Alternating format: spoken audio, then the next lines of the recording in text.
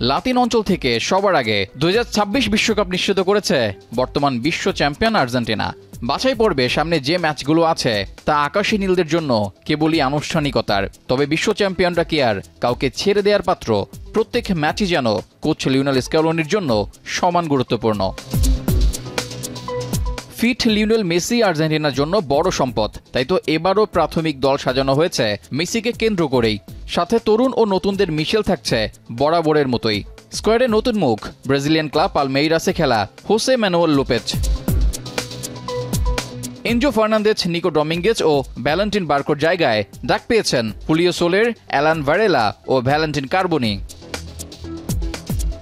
চোট থেকে সেরে না ওঠায় এবারও স্কোয়াডে ডাক পাননি গোল্ডেন বয় খ্যাত পাওলো দিবালা। ম্যানচেস্টার সিটিতে নতুন যোগ দেয়া ক্লাদিও এচিভেরিকে দলে রেখেছেন স্ক্যালোনি।